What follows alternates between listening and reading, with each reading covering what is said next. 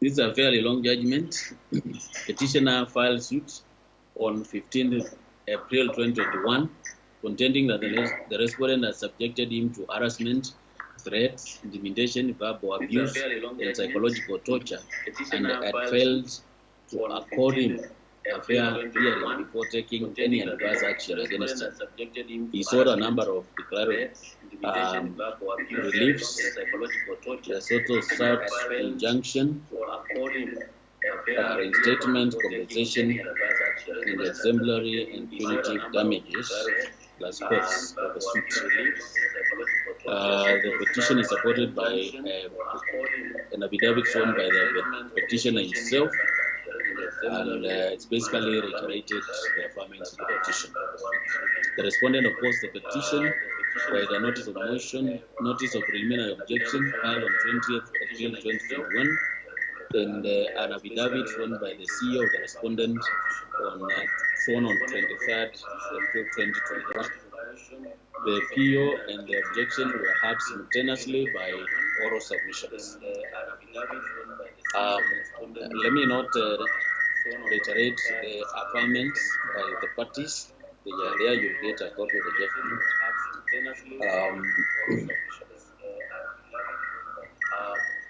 Let me not reiterate the affirmance by the parties. They are there, you'll get a copy of the judgment.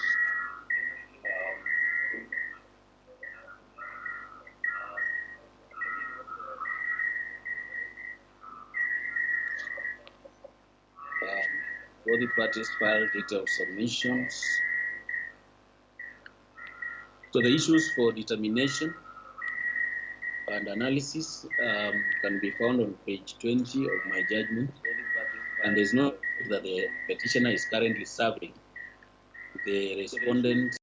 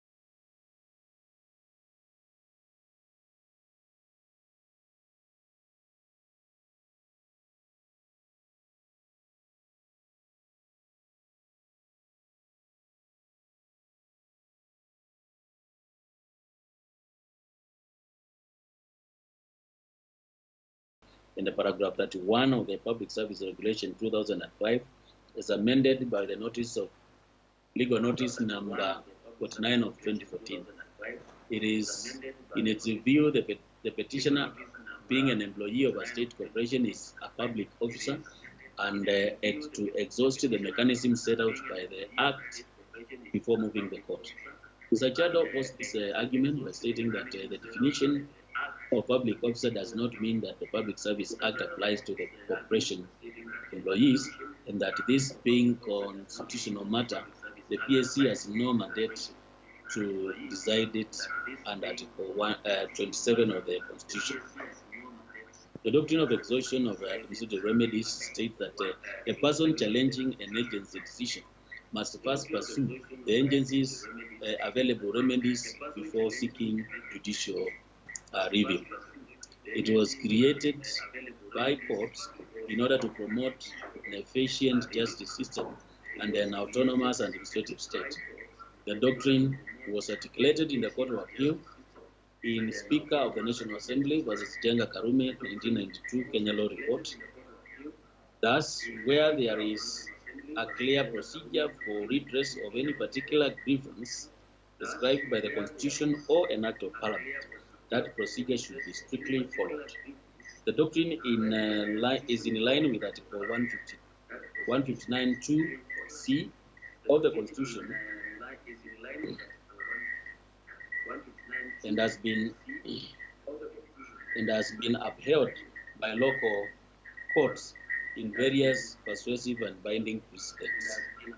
The Court of Appeal in Mutanga Coffee Company Limited versus Shikara Limited and another 2015 Kenya Law Report reaffirmed the exhaustion doctrine when it expressed itself as follows, quote, however, we entertain no doubt in our minds that the reasoning of the court must apply with equal force to require an aggrieved party where a specific dispute resolution mechanism is prescribed by constitution or statute to resort to the mechanism first before purporting to invoke the inherent jurisdiction of the court of the High Court. End of quote.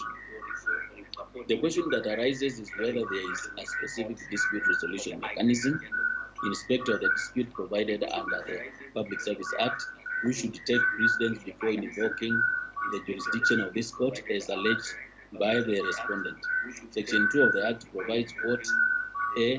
Any corporation, council, board, committee, or other body which has power to act under and for purposes of any written law relating to the undertaking of a public utility or otherwise to administer funds belonging to or granted by the government or money raised by rates, taxes, or charges in pursuance of any such law, be corporation with the whole of a controlling majority of shares which are owned by a person or entity that is a public body by virtue of any paragraph A of this definition, C. Statutory public bodies, D. Any public body brought under jurisdiction of the Constitution of the Commission by an Act of Parliament for a specified function.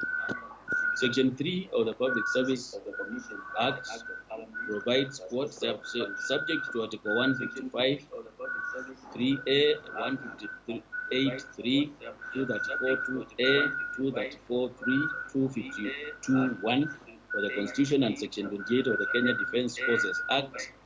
This Act shall apply to all public bodies and persons holding office in the public service. The respondent is, in my view, is as a statutory body under Section 3 of the Accreditation Service Act. Consequently, the respondent falls within Section 3 of the Public Service Act, and therefore its employees, including the petitioner, are bound by the general provisions of the Public Service Act, insofar as there is no specific provisions in the respondent's HR policy and procedures manual. As regards the exhaustion doctrine, Section 74 of the Public Service Act provides, quote, any person who is dissatisfied or affected by a decision made by an authorized officer or other authority in exercise or purported exercise of disciplinary control against any public officer under this Act may appeal to the Commission. End of quote. The foregoing is general provision and it does not supersede specific HR policy and procedures manuals made by the specific state corporations. Coincidentally, the respondent's HR manual, like Section 74 of the Public Service Act, provides that a decision by the respondent's board is appealable to the Public Service Commission. The question that arises is whether the said administrative dispute resolution mechanism provided under the respondent's HR manual, and which forms part of the claim petitioner's contract, is is sufficient and adequate forum for resolving the dispute between the parties hearing. In the view of this court, the Public Service Commission is not sufficient and adequate forum to resolve the instant dispute because it involves interpretation of the Constitution. And Article 23 and Article 23(1) and 165(5) of the Constitution, this court and not the Public Service Commission as the jurisdiction to interpret the Constitution in respect of matters related to employment and labor relations in this country. I gather support from William Odhiambo Ramogi and the three others versus Attorney General and four others, Muslim for Human Rights and two others interested parties, reported in 2020 Key Kenya Law Report, where recently the court held that there are exceptions to the doctrine of exhaustion and held, quote, however, our case law has developed a number of exceptions to the doctrine of exhaustion in ARA versus Independent Electoral and Boundaries Commission and another, ex parte the National Super Alliance, NASA, after exhaustively reviewing Kenya's decision law on exhaustion doctrine, the High Court described the first exception thus: what emerges from our jurisprudence in these cases are at least two principles. While exceptions to the exhaustion requirement are not clearly delineated, courts must undertake an extensive analysis of the facts, regulatory scheme involved, the nature of the interest involved, including level of public interest involved, and the polycentricity of the issues, into bracket, hence the ability of the statutory forum to balance them, to determine whether an exception applies. As the Court of Appeal acknowledges in the Shikara Limited case, the High Court may, in exceptional circumstances, find that exhaustion requirement would not serve the values enshrined in the Constitution or law and permit the suits to proceed before it. These exceptions to the exhaustion requirement is particularly likely where a party pleads issues that verge on constitutional interpretation, especially in the virgin areas or where an important constitutional value is at stake. End of quote. In the instant case, there is no decision by board which is capable of being appealed to the Public Service Commission in the first place.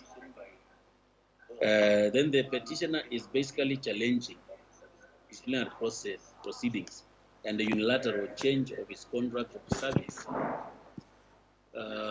by the respondent in violation of his rights and fundamental freedoms as enshrined under the Constitution and the Employment Act. He has set out provisions of the Constitution and Employment Act that have been breached and how violations have been done. Consequently, the petitioner meets the competence thresholds for constitutional pleadings as set out by the case of Anarita Karim Njeru versus the Republic, and the court has jurisdiction to entertain the same, notwithstanding the existence of the state internal appeal mechanism. In addition, and as will show below, the emerging jurisprudence from this court support the view that the court can intervene in the internal disciplinary process of for a good cause being demonstrated by the employee.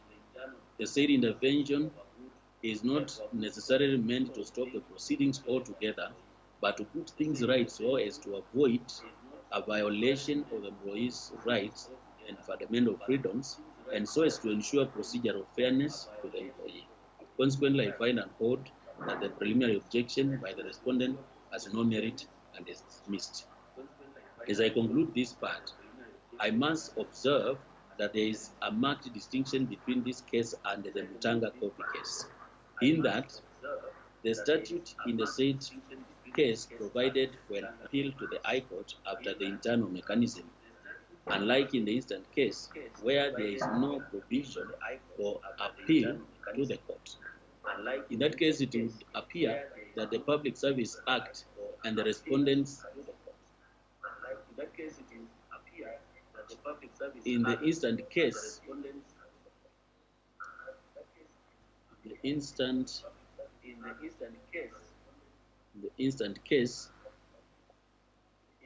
it would appear that the Public Service Act and the respondent's HR manual has denied the petitioner the constitutional right of access to court.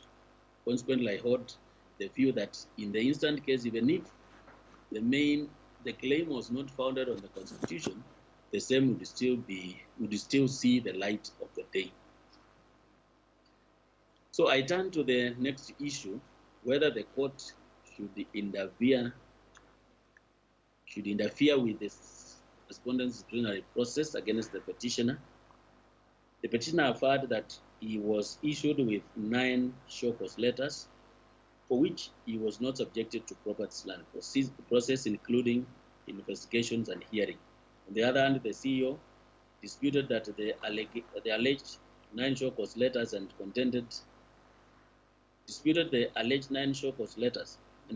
that some were internal memos requiring the petitioner to respond to the issues which ranged from improper performance of work, illegal payment of service funds, and surcharge for delayed remittance of staff, deduction and payment of rent. According to the evidence on record, all the issues raised by the show cause letters and memos served on the petitioner as at 8th December 2020 were resolved amicably. On 25th February 2021, the respondent CEO served the petitioner with a show cause letter dated even date, and its subject was surcharge on penalties and interest accruing from non-remittance of statutory deduction. The petitioner responded to the show cause letter by this letter dated 26 February 2021. His response elicited the respondent's reply dated 12 March 2021, which further required him to explain why his response was copied to an external party. The petitioner further responded by the letter dated 22nd March 2021, and subsequently, through a letter dated 12 April 2021, he was invited to appear before a Human Resource Committee of the board for hearing. However, the letter was contradictory because the subject of the letter captioned the hearing date as 13th April 2021, while the body of the letter talked of 21st April 2021. The petitioner urged this court to intervene in the disciplinary process because the CEO had violated the HR manual, as he had no mandate to discipline him and as a judge in his own cause. As stated earlier, it is now well settled that this court can intervene in the internal disciplinary proceedings for a good cause being shown by the employee. In Bosen was Ministry of Safety and Security, and another 2011, Volume 1, BLLR 83. This is a persuasive international authority. The court in the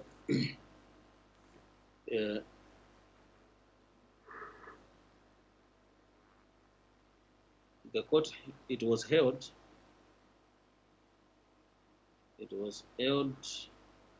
that the court's intervention to interdict disciplinary action before it is concluded should be exercised in exceptional circumstances. This is mirrored in the approach of the Kenyan courts. In the case of Rebecca Ann Maina and 2 others versus Jomo Kenyatta University of Agriculture and Technology, Dolo J. held, quote, however, in the case where an employee facing disciplinary action legitimately feels that the process is marred with irregularities or stage-managed towards their dismissal, the court will intervene, not to stop the process altogether, but to put things right, end of quote. Again, in Mulwa Musanifu, Pombo versus Kenya Airways, reported in 2013, e-Kenya Law Report, Barunjay held, quote, the court will intervene in administrative disciplinary process if it is established that the procedure relied on by the employer offends fairness or due process by not upholding the rules of natural justice, or if the procedure is in breach of the agreed or legislated or employers prescribed applicable policies or standards, or if the disciplinary procedure were to continue, it would result into manifest injustice in view of the circumstances of the case. The court will normally not intervene if it is established that there exists mechanisms between employer and employee, such as appeal or revision or review, that the employee could invoke internally to remedy the dissatisfaction that would otherwise justify the court's intervention, and the employees has not exhausted such internal mechanism. End of quote. Flowing from the foregoing persuasive decisions, the grounds upon which the court would intervene in employers' disciplinary process include, quote, or rather the following three. One, where an employee establishes that the employer is proceeding in a manner that contravenes the provisions of the Constitution or legislation, or in breach of agreed term of contract or employer's policy, or three, if the process is manifestly unfair and offends the rules of natural justice. In this case, there is no internal appeal mechanism available for the petitioner to question the constitutionality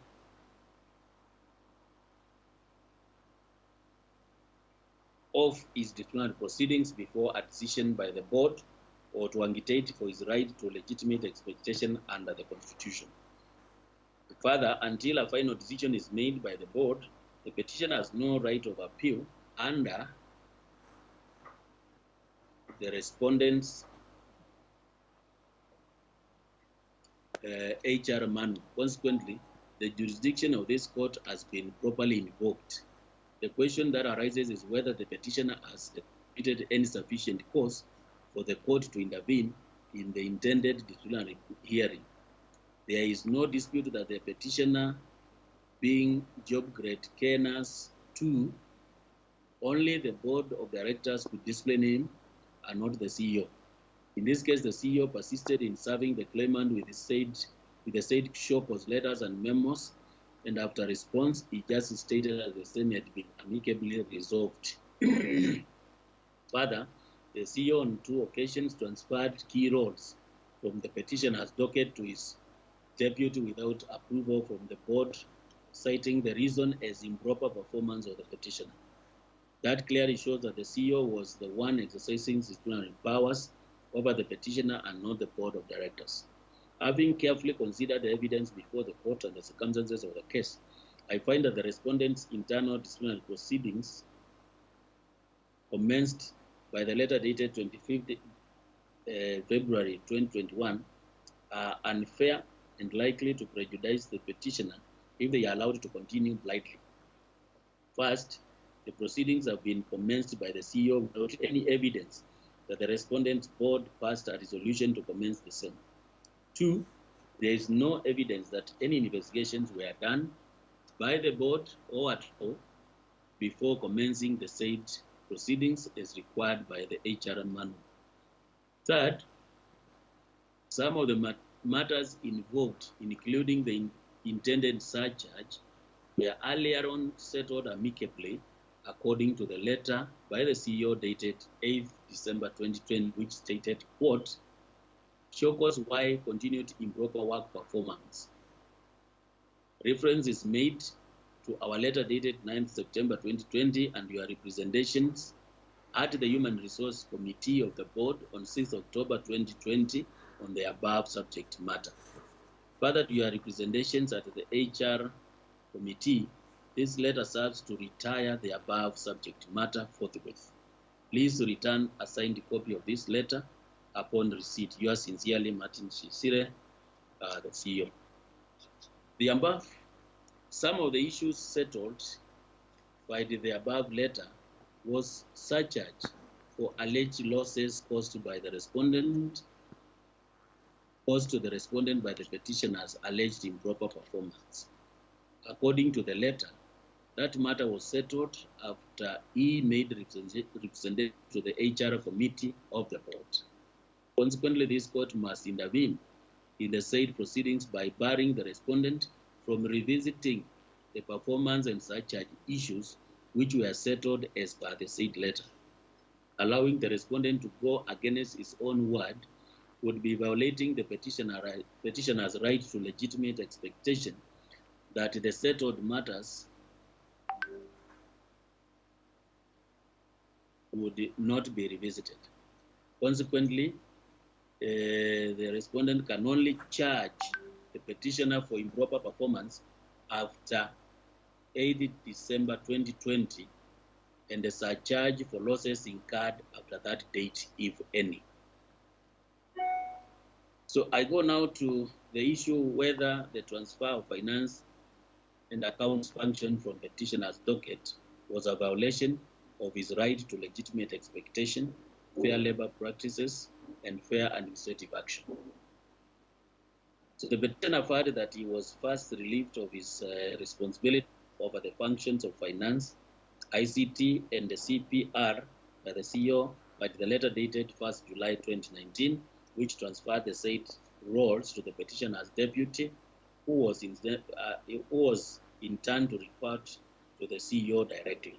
The CEO justified the said action as being necessary to enable the alignment of the functions in a more effective and result-oriented manner. Again, on 3rd August 2020, the terms of contract for the claimant, for the petitioner, were changed from permanent and pensionable to a 4 years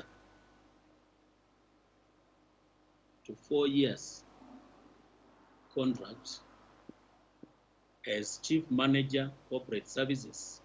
The petitioner does not seriously contest the conversion of his first contract of employment from permanent to pensionable terms, from permanent and pensionable terms to contractual one. He does not also seek any remedy for breach of this contract.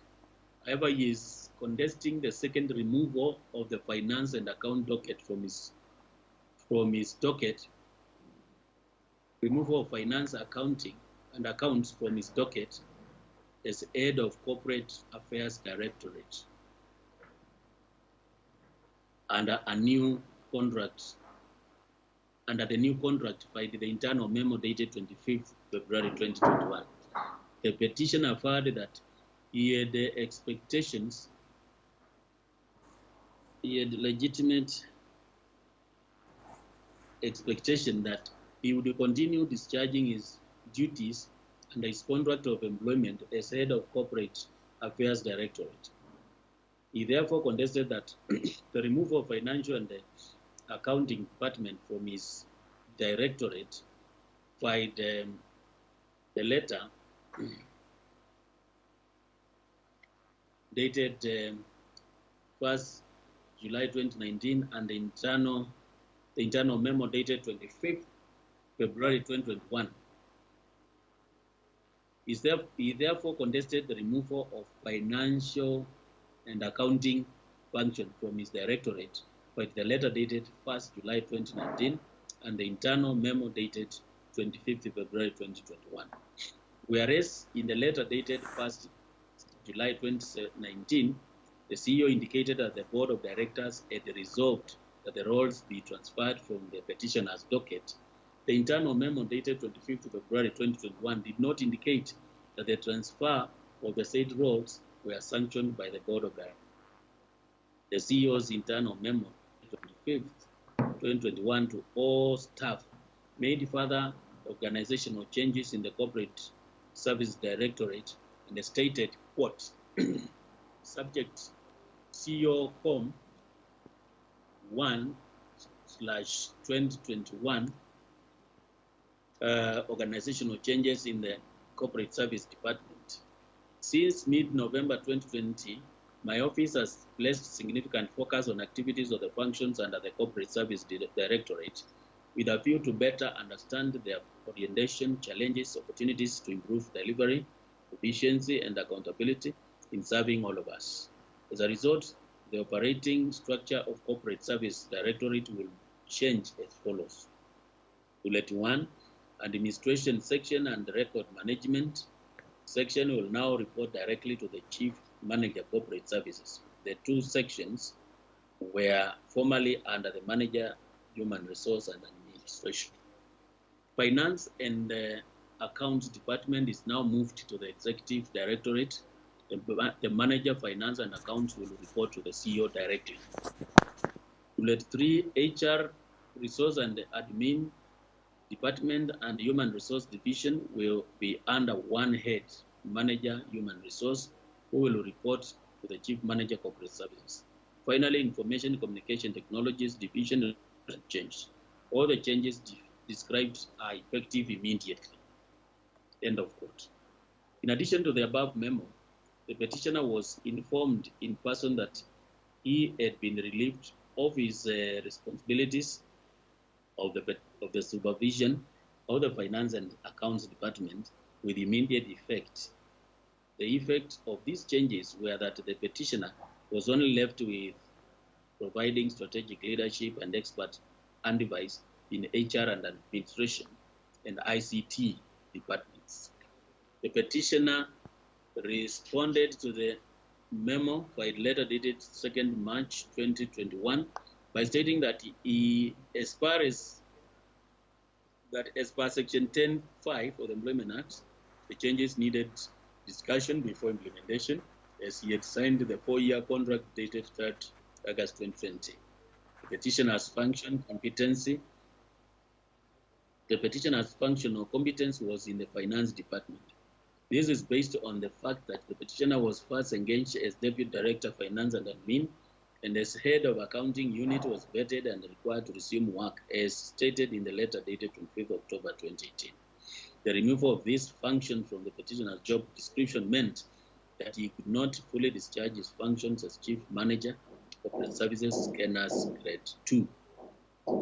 Section 10(5) of the Act provides where matters related in subsection 1 changes, the employer shall, in consultation with the employee, revise the contract to reflect the change and notify the employee of the change in writing. End of quote. There is no evidence that the petitioner was consulted prior to the review of his function.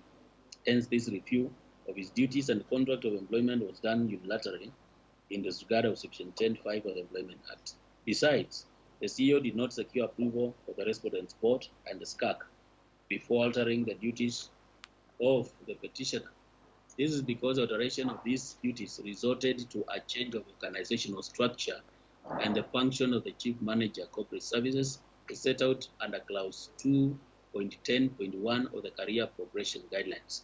The SCAC, in letter dated 15th May 2017, had advised the respondents to comply with the guidelines issued by the Public Service, being Human Resource HR Guidelines, in May 2015. The respondent reviewed its organizational structure and HR instruments, and on 6th September 2019, the SCAC approved the implementation of the organizational structure, staff establishment, career guidelines, and the Human Resource Policy and Procedures Manual. Clause 1.13 of the Career Progression Guideline provides that guidelines are to be reviewed and approved by the Board of Directors. The legal and administrative framework of the HR manual at Clause 0.7 includes that the States Corporations Act, guidelines from the Public Service, and the letters of appointment. Therefore, all these statutes, regulations, and terms had to be complied with when altering the structure. Disregarding this legal and institutional framework means it was purposeless to seek approval from SCAC before implementing the approved 2019 structure. Section 27(1)(c) of the State Corporations Act provides one of the functions of the SCAC as, quote, where necessary, advise on the appointment, removal, or transfer of officers and staff of the state corporation, the secondment of public officers to state corporations, and the term and the conditions of any appointment, removal, transfer, secondment, as one of the functions of the SCAC. Accordingly, The alteration of the petitioner's function and the placement of some functions under the CEO meant the respondent had revised the organizational structure and the staff establishment which had been approved by the SCAF for implementation. Step 5 and 6 of the guidelines, 2.2 of the guidelines on design of organizational structure in the public service of May 2015 stated that the organizational design is to be subjected to stakeholders for input and seek approval for implementation from SCAC. Therefore, I find that the impugned unilateral redesigning of the organizational structure by the CEO required approval from the respondents board and the SCAC. The failure to seek the said approval prior to altering the petitioner's functions rendered the new organizational structure irregular, illegal, null and void. The action also violated the petitioner's right to fair labor practices, right to fair administrative action, and right to hearing, and right to legitimate expectation because she was denied the right of being consulted before the transfer of key roles from his docket. The decision made unilaterally by the CEO against the petitioner were enormous and amounted to condemning the petitioner and hard contrary to the rules of natural justice and that are now enacted under Article 47 of the Constitution. The decision also has the effect of rewriting the petitioner's contract of service contrary to his expectation that finance and accounts were to remain in his docket.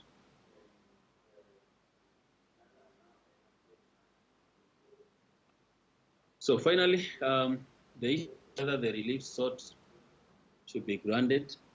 Based on my finding that the disciplinary proceedings and the removal of the finance and accounts function from the petitioners were done arbitrarily and without necessary approvals, I find that the petitioner is entitled to declaration that the respondent's action violated his rights under Article 41, 47, and 50 of the Constitution, and therefore unlawful and unfair spread. In view of the finding that all the changes against the petitioner in view of the finding that all the charges against the petitioner as at 8th December 2020 were settled after his defense before the HR committee of the board, the respondent is permanently restrained from revisiting the settled issues in the impugned disciplinary proceedings. Having found that the transfer of the finance and accounting function from the petitioner docket was unlawful and unconstitutional, I direct that the said function be and is hereby reinstated to the petitioner's docket. The petitioner prayed for damages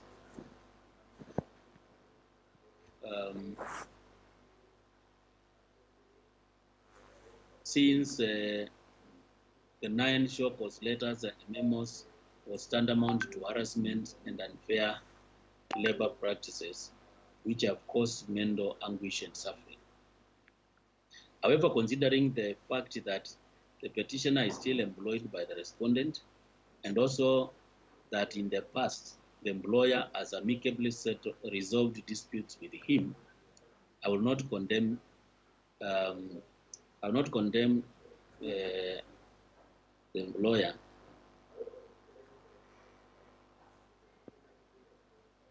I will not condemn the employer to pay the petitioner any damages. In the end, I enter judgment for the petitioner as indicated above. Any other relief sought and which is not expressly granted is dismissed. The petitioner is, however, awarded costs of this suit.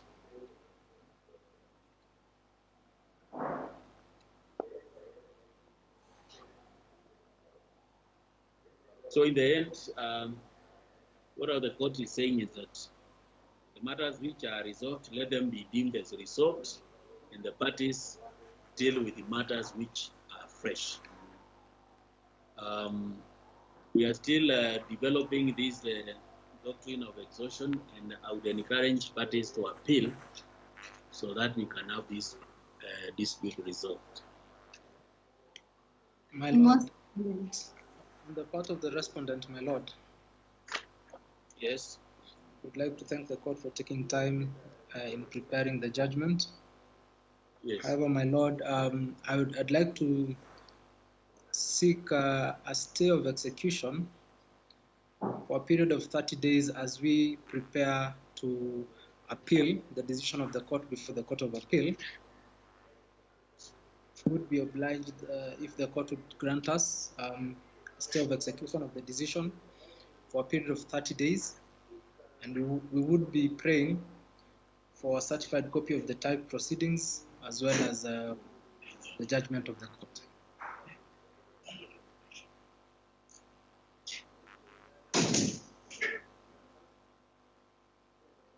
My Lord, on the part of the petitioner, we'll object to that application. My Lord, under Order 42, a stay of execution is not an automatic right. The respondent has not demonstrated whether they have an arguable appeal. Let them make a formal application. My Lord, in response, in the same Order 42, it acknowledges that counsel can make an application orally. My Lord, the application need not be made formally. We believe that there are arguable grounds of appeal. We are just seeking a limited stay of execution as we prepare the necessary documents, my Lord.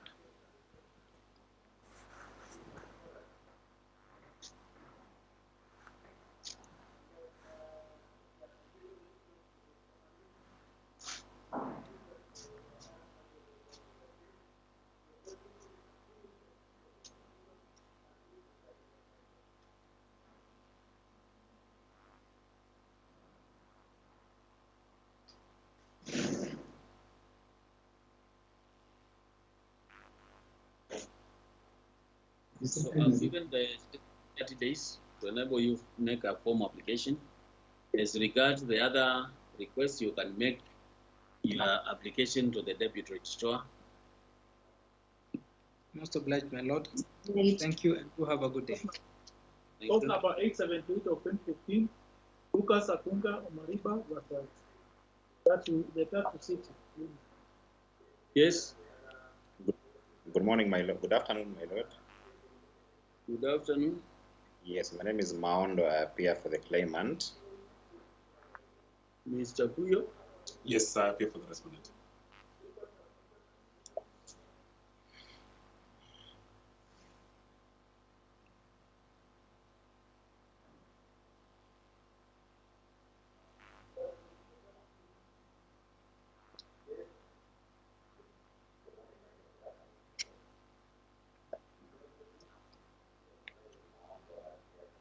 The files I have dealt with today were very voluminous, and even carrying them home for leave was torturous enough. But at least I have managed to come up with a decision. A claim hearing was filed on 25th May 2015, and 86 declaration that termination of the claimant's employment was unfair and unlawful. 86 compensation for 12 months salary, 1 month salary in lieu of notice, 32 leave days, medical cover, bonus, certificate of service, posts, and interest. The respondent filed defense and counterclaim on 30th July 2018, contending that the termination of the employment was fair and lawful by reason of gross insubordination to the respondent's board of directors, absenteeism, and breach of confidentiality and the duty to fidelity. As a result of such, the relationship between the parties deteriorated with time. The respondent also filed a counterclaim alleging that the claimant retained company property, including electronic information, correspondence, and documents, and has refused to return them despite demand. It further contended that following the termination, the claimant has deliberately contravened the confidentiality of his employment contract by divulging and sharing sensitive information about the respondent with third parties. Consequently, it sought the following reliefs: A, delivery up to the respondent by the claimant of all electronic information, correspondence, and documents relating to the respondent contained in the claimant's personal laptop conditionally. B, delivery up to the respondent of 2 mobile phones, Apple iPhone 5S, or alternatively, an order that the claimant pays to the respondent a sum of money equivalent to the replacement cost thereof. C, a permanent injunction restraining the claimant from further breach of the confidentiality clause under the employment contract. And finally, costs the suit. The claimant did not file a reply to the counterclaim. Nevertheless, the matter proceeded to full hearing when both parties gave evidence and thereafter filed submissions. The claimant testified as CW1. The respondent called Mr. Christopher John Baron, who testified as RW1. After the hearing, both parties filed submissions, and after considering the material presented,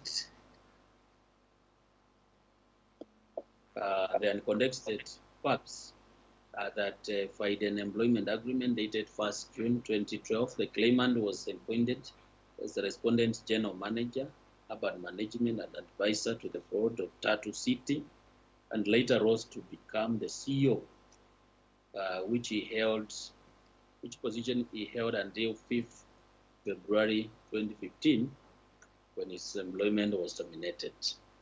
The main issues for determination, in my view, are 3.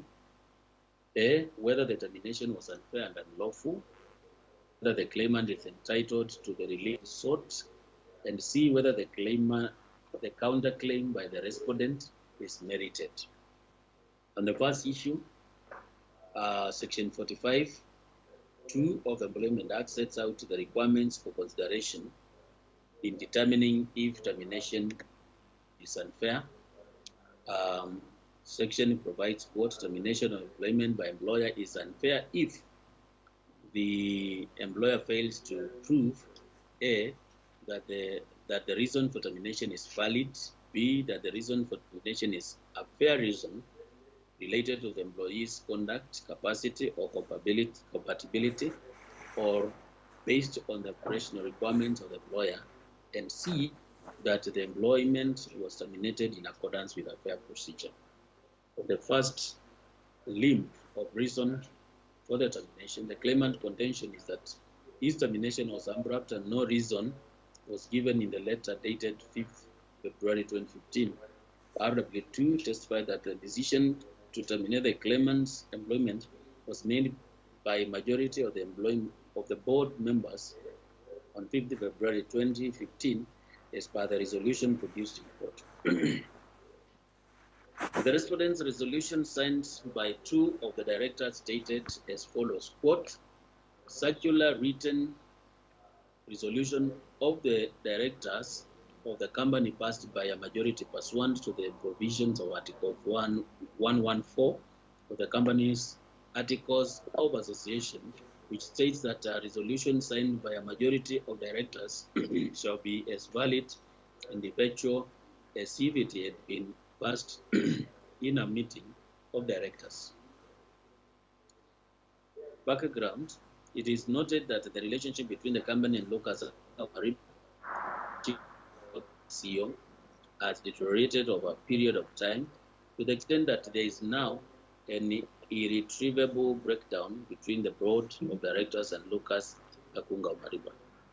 In view of this, it is felt that it is in the interest of the company to terminate the employment of Lucas Akunga Omariba and to appoint an acting CEO to manage the company for the foreseeable future. We, the undersigned, hereby resolve as follows. 1. Termination of the employment of the termination of the employment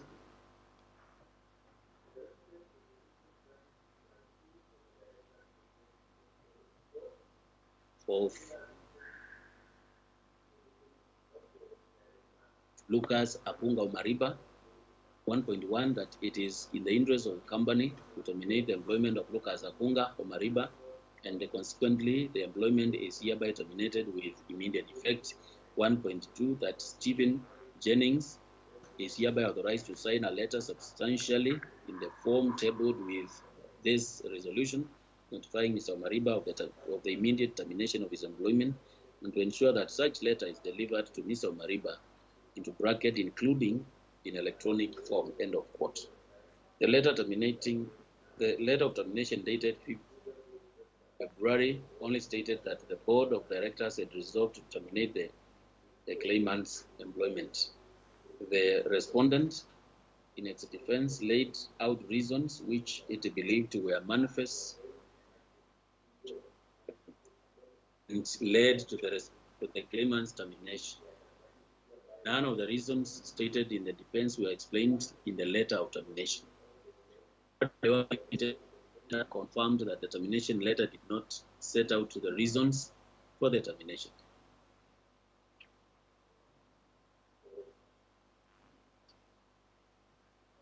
He further agreed that the agenda and the minutes of the reconvened meeting of 5th February 2015 did not include the claimant's termination.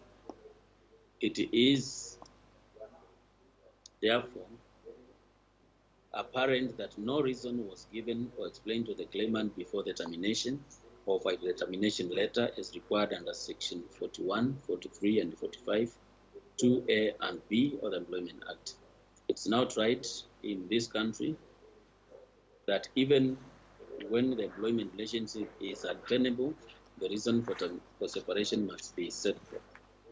I gather support from Ken Freight, East Africa Limited versus Benson K. Nguti, where the Court of Appeal held, quote, the Employment Act, for example, introduced and prescribed minimum terms which the parties must consider as they contract. It is established the concept of fair hearing. It established the concept of fair hearing and placed a duty on the employer to give reason before dismissing or terminating the services of an employee. These developments are a stark departure from the traditional power of the employer to terminate or dismiss at will, as demonstrated in earlier decision of this court, end of quote. Further, the Court of Appeal in Postal Corporation of Kenya versus Andrew K. Tanui, 2019, E-Kenya law held, quote, it is our further view that Section 41 provides the minimum standard of fair procedure that an employer ought to comply with. 4 elements thus be discernible for the procedure to pass muster. 1, an explanation of the grounds of termination in a language understood by the employee. 2, the reason for which the employer is considering termination. 3, entitlement of an employee to present to the presence of another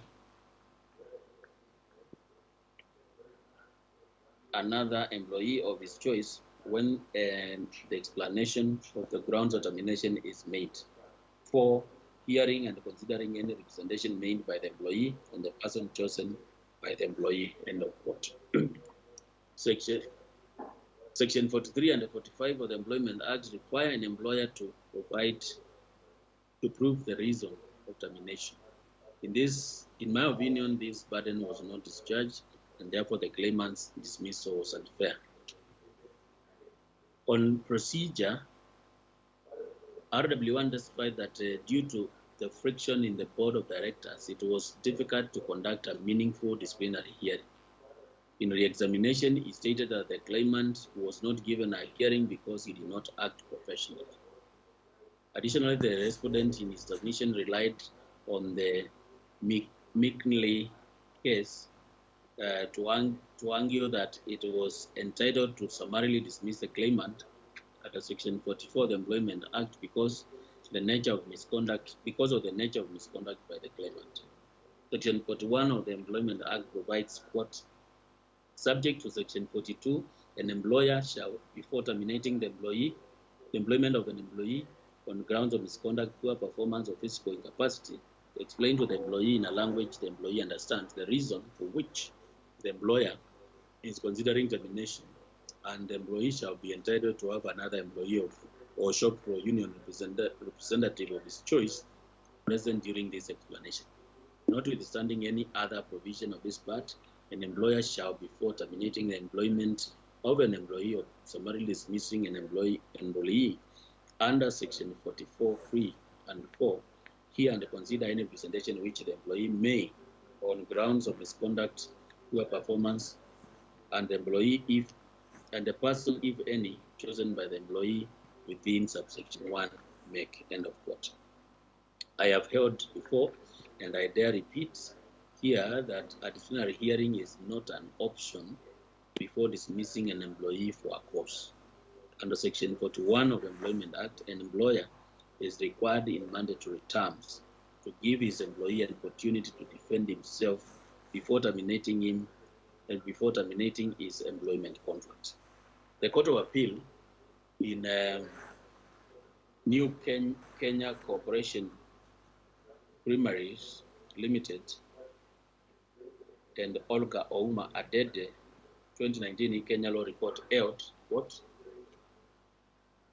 The repeated use of the word shall in Section 41 makes it clear that the section is a mandatory provision.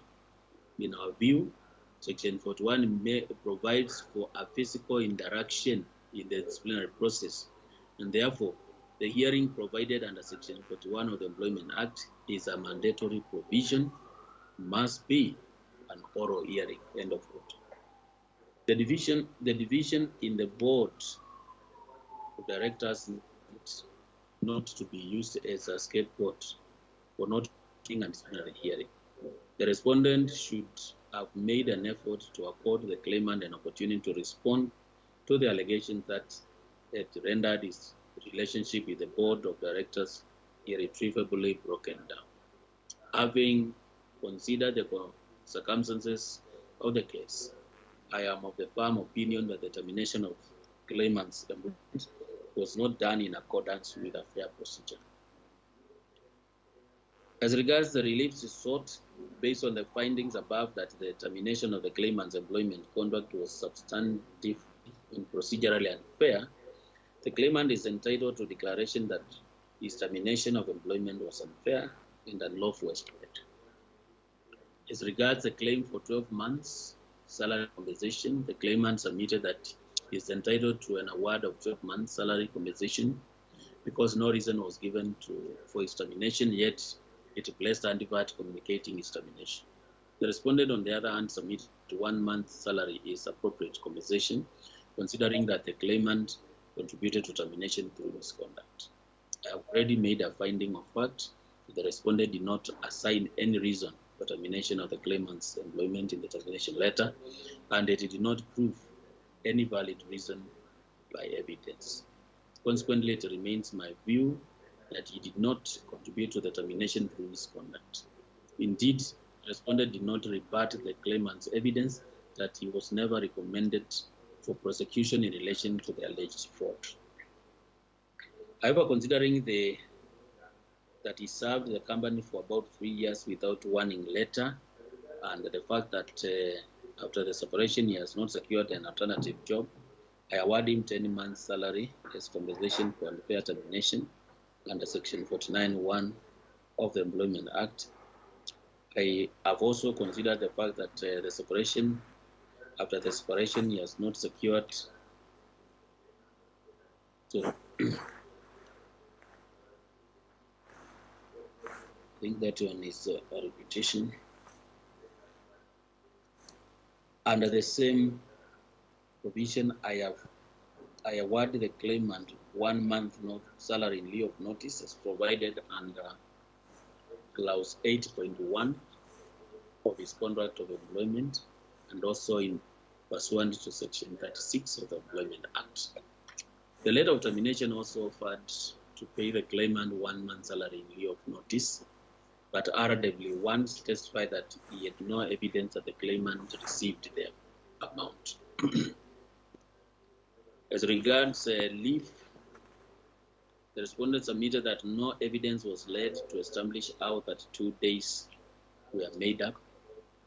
The letter of termination stated that the claimant was entitled to payment of leave days that he had earned, but he has not taken. Clause 7.1 of employment agreement provided that the claimant was entitled to 24 days as annual leave. Clause 7.1F of the Employment Agreement provided that if he was to leave the respondent having taken fewer leave days, he would receive appropriate pro rata adjustment to his salary. The respondent, being the custodian of the claimant's employment particulars, employment, to evidence such as leave forms,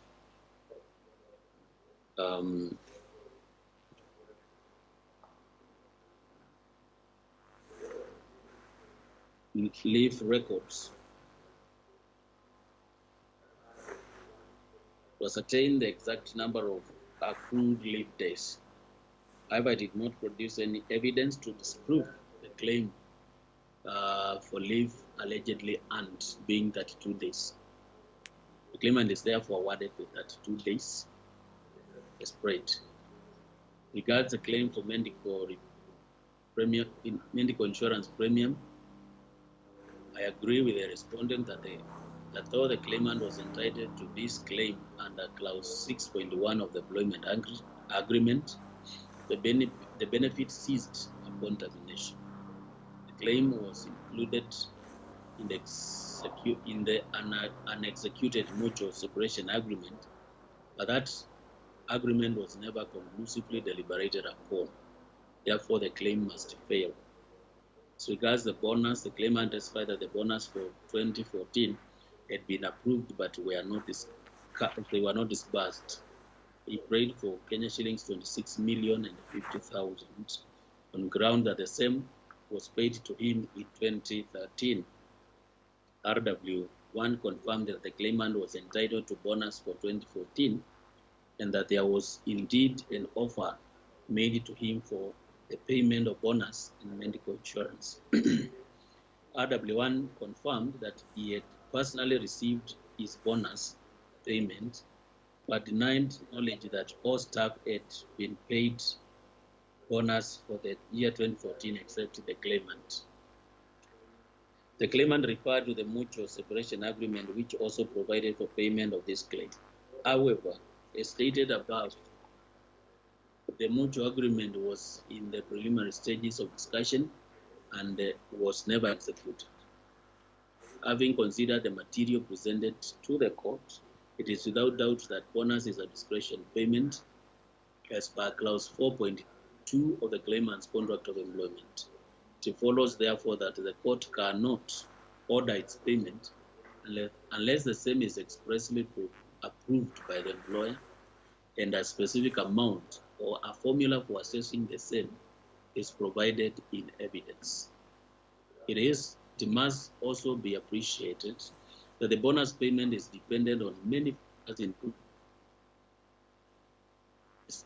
a corporate performance of the employer, and as such the sum may not be a fixed amount every year. Consequently, I decline to award the claimant the sum of 26,050,000 as paid because the same has not been proved on a balance of probability. As regards the certificate of service, the same is a right to every employee who has served for at least 4 weeks consecutively, and I allow it. As regards the counterclaim, the respondent sought for return of property owed to it and a permanent injunction restraining the claimant from breaching the confidentiality clause. The claimant did not respond to the counterclaim. I have considered the evidence presented in support of the counterclaim and found that pursuant to clause 8.4 of the employment agreement, the claimant should return the respondent's property after exiting the company. However, save for the property set out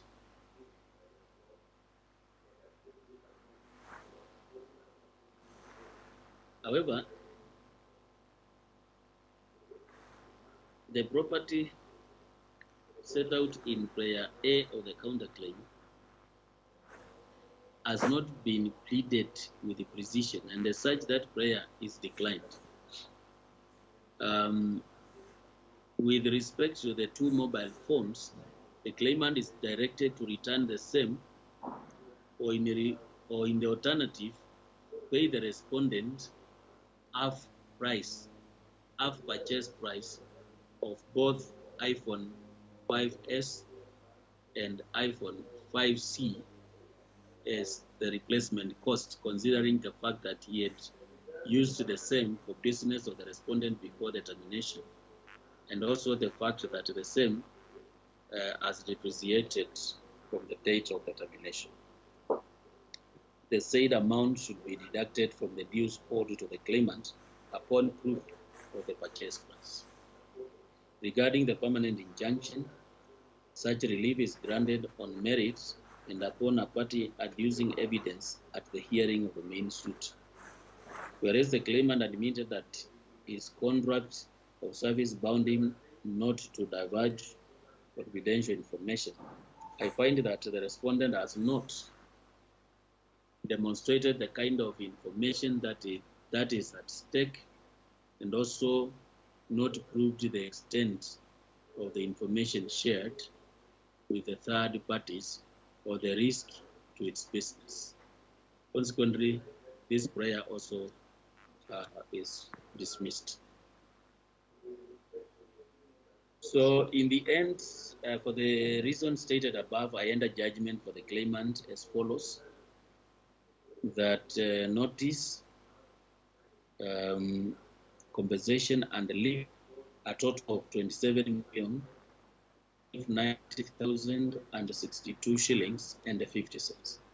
27,590,062 shillings and 50 cents. The award is subject to statutory deductions and deduction of half price of the said two phones. The claimant will have costs of the suit plus interest at court rate from the date of this judgment.